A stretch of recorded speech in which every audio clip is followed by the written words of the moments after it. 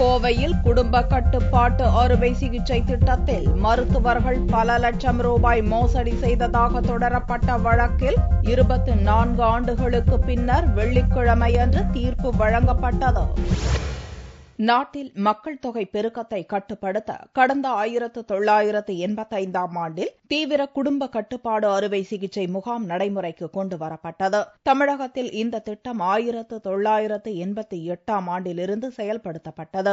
அரசு மருத்துவமனைகள் மட்டுமின்றி தனியார் மருத்துவமனைகளிலும் குடும்ப கட்டுப்பாட்டு அறுவை சிகிச்சை முகாம்கள் நடத்த அனுமதிக்கப்பட்டது. சிகிச்சைக்கு அனுமதிக்கப்படும் நபருக்கு 115 ரூபாய் ஊக்கத்தொகை, உணவுப்படியாக 20 ரூபாயும், இது தவிர அறுவை சிகிச்சை மேற்கொள்ளும் டாக்டர்களுக்கு 50 ரூபாய் கட்டணமும் வழங்கப்பட்டது.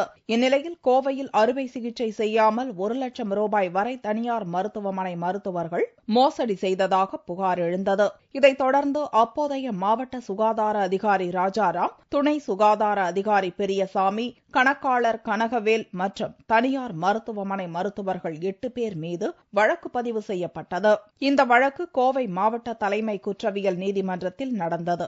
24 ஆண்டுகளுக்கு பின்னர் வெள்ளிக்கிழமையன்று நீதிபதி நல்லதம்பி இவ்வழக்கில் தீர்ப்பு வழங்கினார். போதிய ஆதாரங்கள் இல்லாததாலும் ஆஜர்படுத்தப்பட்ட சாட்சிகள் நிரூபிக்கப்படாத காரணத்தாலும் வழக்கில் குற்றம் சாட்டப்பட்டவர்கள் அனைவரும் விடுதலை செய்யப்படுவதாக உத்தரவிட்டார். அரசினுடைய ஆணையை ஏற்று அவர்களுக்கு உதவுவதற்காக 8 பேரும் தங்களுடைய பணியை எல்லாம் நிறுத்திவிட்டு சிறப்பு முகாம்கள் நடத்தினர். ஆனால் அது 2 ஆண்டுகள் கழித்து லஞ்ச ஒழிப்பு காவல்துறையினர் இதில் ஊழல் இருப்பதாக சொல்லி அவர்கள் பேரில் முகாமே நடத்தவில்லை, எந்த ஆபரேஷனும் செய்யவில்லை என்று சொல்லி அவர்கள் பேரில் வழக்கு தொடுத்தார்கள். தொடரப்பட்ட இந்த வழக்கு அத்தனையுமே குற்றம் நிரூபிக்கப்படவில்லை என்று சொல்லி இன்று விடுதலை செய்யப்பட்டுள்ளனர். 760 சாட்சிகள் விசாரிக்கப்பட்டு 7650 ஆவணங்கள் குறியிடப்பட்டன.